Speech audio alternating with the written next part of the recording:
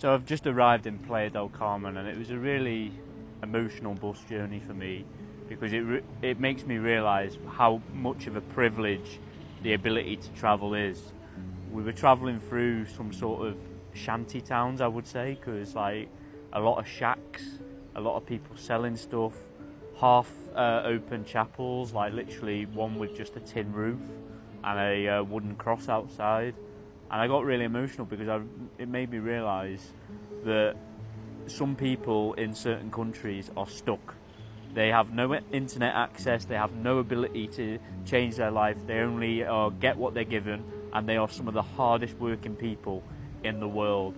And it made me sort of like have a reality check of, you know, why am I complaining about like my industry? Like, at least I got to work in it, at least I got paid very well to do travel like this.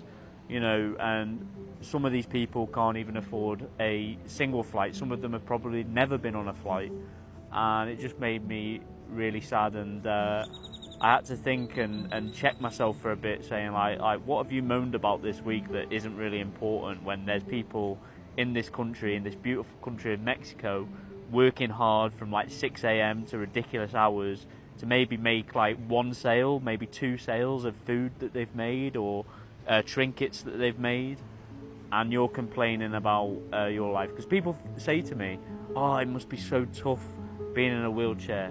My life's easy compared to some of the people I've seen in Mexico.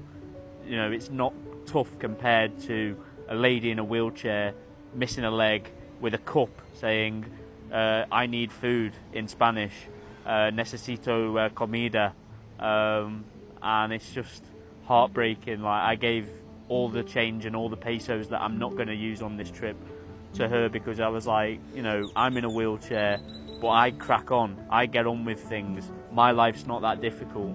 And yeah, it does frustrate me when places aren't accessible, or people don't understand that if you just let me do things or work with me, then everyone's life will be easier. But it's nothing compared to what they have to go through, and they're waiting for coin, or they're waiting for sales of things that they've made. And it really hit me hard. I was like, once I get home at this Christmas, I've probably got a family to go to, there's going to be food on the table, we're going to exchange gifts, and these people are just happy that they get to be alive. And that is a privilege check that every solo traveller should realise at some point.